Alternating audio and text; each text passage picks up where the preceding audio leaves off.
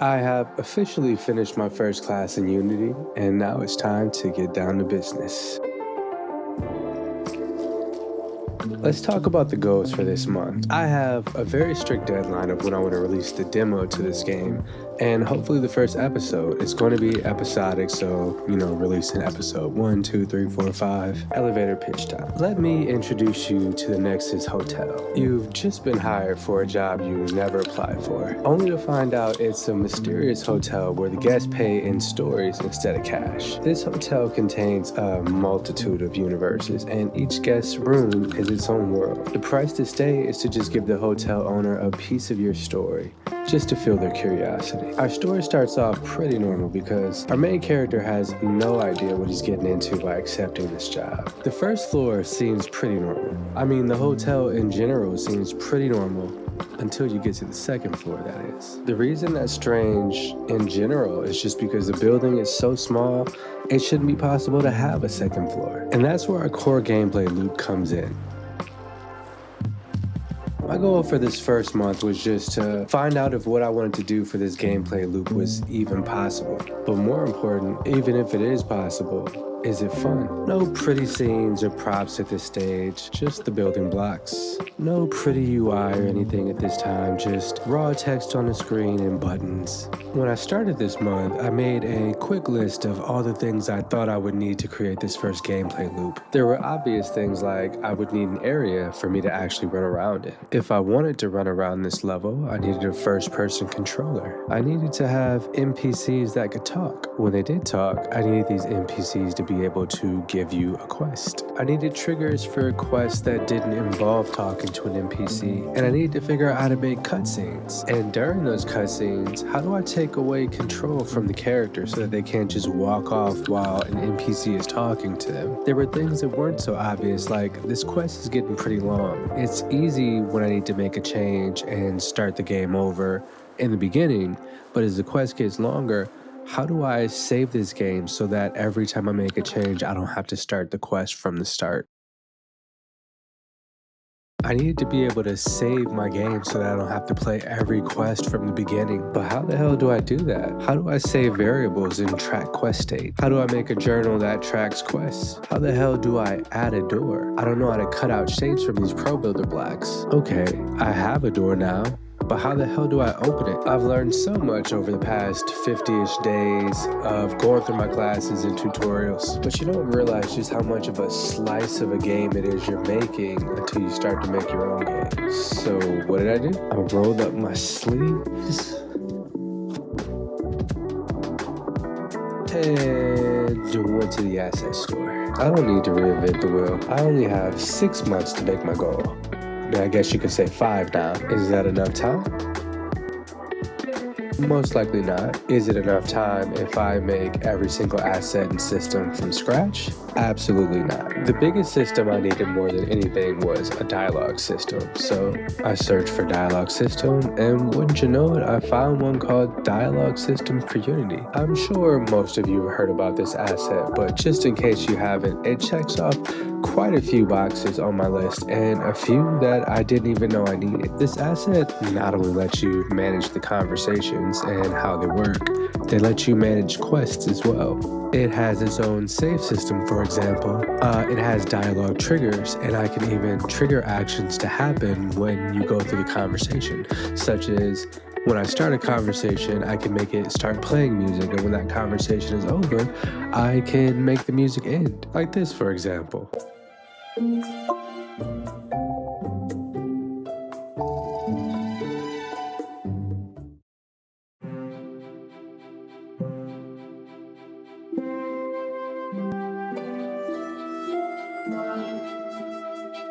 I can even do things like trigger the conversation to move forward while I'm in the middle of a cutscene. It checks so many boxes that I don't have to figure out how to do from scratch. Now, don't get me wrong, I still have to figure out how to use this asset, and how easy that is depends on how well the developer has documented their work. A lot of tools you get won't work. You'll have to get refunds. There will be very sparse documentation, if any, but this developer has been absolutely great so far. They have great written documentation, YouTube tutorials. Like, listen, this isn't sponsored. Although, as I always say, if I could get this sponsored, I absolutely would. I'm just telling you about the process I've taken because my goal here is to make a game, not to spend all my time figuring out how to make a game. I might have very little experience with game development, but I am a senior software engineer for mobile app development. You wouldn't have a quarter of the apps that you have today if developers had to make everything from scratch and couldn't take advantage of things that other software developers have built. If we had to create our own backends from scratch just to get something to display on the screen, oh my God. The only reason to reinvent the wheel, outside of just learning purposes, is if the reinventing the wheel is actually a part of your core gameplay loop. Like, for example, there's nothing special in my game about character movement. In fact, in my actual game, the character probably won't even be able to jump. I can use something someone else created and move on with my life. But for a game like Baby Steps, where controlling your limbs is absolutely a part of your core gameplay loop, you're gonna have to create that from scratch. The only other major asset that I'll talk about that has made my life infinitely easier is Press E Pro. It allows you to very easily add interactions to anything that you want. Now, this is something that I obviously could have built myself. Interaction systems aren't that hard to get a grasp on. Buying the tool before you even know the problem that you're trying to solve is a good way to waste a lot of money. And these assets are not cheap. I use this tool to show prompts to the user when they're near an object they can interact with. I can use it to open doors, as you guys have seen. You can change the interaction style to be able to actually grab the handle instead of just pressing a button. You can use it to pick up objects, throw objects, a million different things. One thing I want to point out too, because I absolutely didn't expect this, but as I said earlier, some documentation is definitely greater than others. All of these developers that I've interacted with so far have been so quick to respond to any message that I send them. I mean, like multiple times a day, these guys are just on top of it. Of course, it's not going to be like that with everyone. But with these two developers in specific, they have been just amazing to work with. And I never expected to get messages so thorough or so quickly in response. I say all that to say, shoot your shot if you don't understand something, because it sucks to buy a tool and spend your money and you can't figure out how to get to do what you want it to do. And sometimes there are even bugs that pop up that the developers weren't aware of. I've had a few developers fix bugs that I've found. So just shoot your shot, send that message. I'm sure you'll get the problem solved. With those problems solved, I started building out my floor plan. I watched a Pro Builder tutorial on basically making a blueprint or a floor plan for what you wanted to create, and then just putting your Pro Builder ships on top of that. It worked to a degree, but I don't know, man. There's just something about the grid in Unity that is so easy to just slightly get off, and now all of a sudden everything's out of alignment. So it wasn't long before I just started freeballing it. The basement floor is pretty much just an exact copy of the first floor. Remember, I'm not designing anything yet. I'm just getting things in place so that I can build out quests and functionality. It's going to look nothing like this when I actually start researching the architecture that I want for the hotel. The second floor is largely the same as the first floor, except just a little bit more grand. Obviously wanted to raise the heights of the ceilings just to add to the effect that this should be impossible, because when you look at the outside of the building from the first floor, it should not even be possible to have a second floor. The whole purpose of this floor is to show that we're no longer in Kansas anymore. You're no longer within the confines of reality. So that's the whole point of this floor. That's why you have these grand ceilings that are so freaking tall. You have these grand pillars. I just want to give the impression that as soon as you step off that elevator for the first time, you know that you've entered some other place. The final location that I need to create is going to be the first door that you enter in this fantastical world. Ignore Tiberius. I've been trying to work on how to get AI to follow you around. It won't actually be him following us around. It'll be a different character. But basically, in this final world, this is where the bulk of the first 2 chapters is going to take place. You have things that you need to do here in this world. And this is going to be pretty much the last location that I have for those first 2 chapters. This is going to be that first door. It's just a flat terrain with some props in it right now, just to kind of simulate a fantasy setting. But that's basically it for all of my locations. That's all I can show for now, though, on this front, because like I said, the first month was about actually building out the functionality and the systems that I'll be using to make a game. No design, just basic generic assets that I got from the asset store. This whole second month is going to be the fun part, where I get to flex my design muscles and create the worlds that I have in my head. But back to the core gameplay loop. Pretty much done with the first month, and as of right now, as far as functionality, I've created a menu to be able to save the game. I'm able to load the game, and with a ton of trial and error, I have gotten the dialogue system working. I am able to trigger conversations by talking to people. Just ignore his T-pose for right now. Tiberius is an asset and will be replaced by real 3D models that I commissioned from people before the game is finished. All the character assets right now are just placeholders. I'm working with a 3D modeler right now to get designs actually commissioned for characters that I like. And I already have a few, but not ready to show them off yet. But I will be working with designers for this, because character design is just something that I just don't have the time to do. Although I have learned enough 3D modeling to be able to make all the environments myself when that time comes. He can give me a quest, among other things. With my interaction system that I have, I can open doors and things like that. I can use that same interaction system to take me to different floors. In the final game, this will be an actual elevator that takes you from floor to floor, not just a scene change. I can interact with different objects that will trigger cutscenes and play music to start and end the conversation, as you guys have seen. I can even do those annoying things when you need to have a character stay in the area and not leave. And this might not seem like a lot, but it is, at least for me. This is my core gameplay loop. I wish I could show you guys so much more, because so much of my game is the dialogue and the story and the relationship that you build along the way.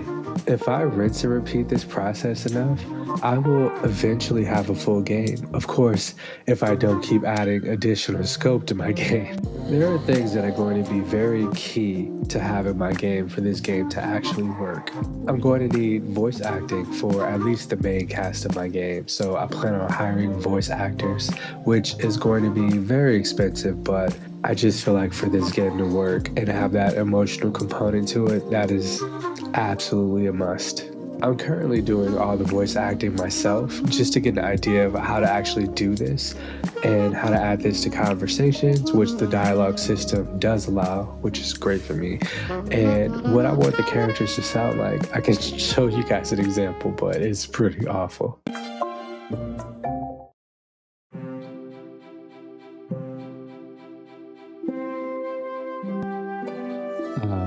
Hello?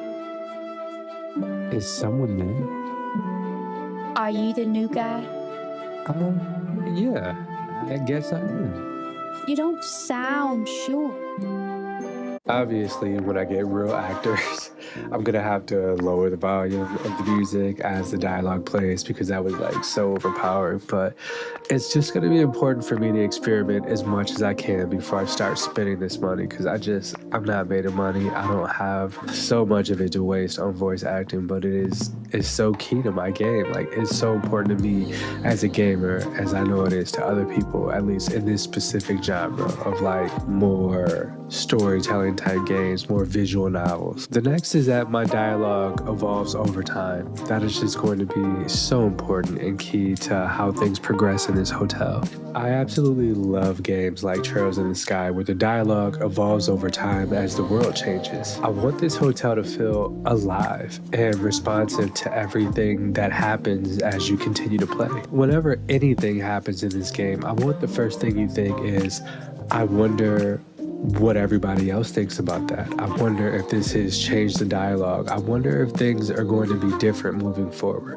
Or even, I wonder what this character would say to me right now if I didn't complete that quest earlier. And this is why I'm keeping that core gameplay loop small. Some people would say this is more of a visual novel than an actual game. And it is. Of course, I want as many people to play this as possible, but you can't be everything to everybody. Life is Strange is amazing. It's basically a visual novel.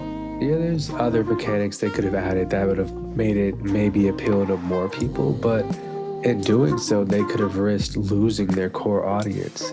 I don't want that. Know the game you want to make and make that. I'm still currently trying to figure out the best way to manage all this stuff for game development. Right now I'm using Notion to map out all of my features. This is how I plan my quests so far. This is how I plan my characters. You guys have already seen a bit of how I'm mapping out the features that I need. Even the dialogue system to an extent, or at least the order that the dialogue happens in. I've found though, at least for me, it is much more convenient to map out the dialogue trees in the dialogue system because it's just so easy to read.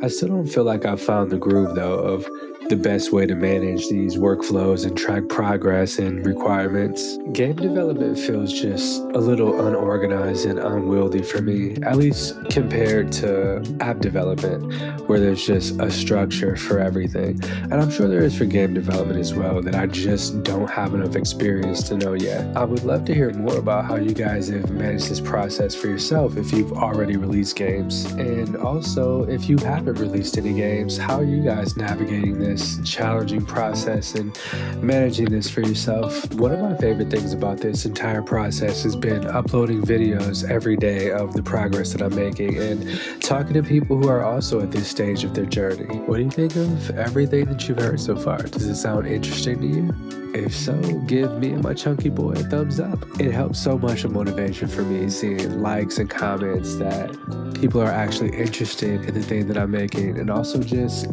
letting the algorithm show it to more people so that I can do this full time. The next long video, at least, you guys see, there'll be so much design done, so much of the fun part. I am looking forward to that the most. Until then, stay fresh.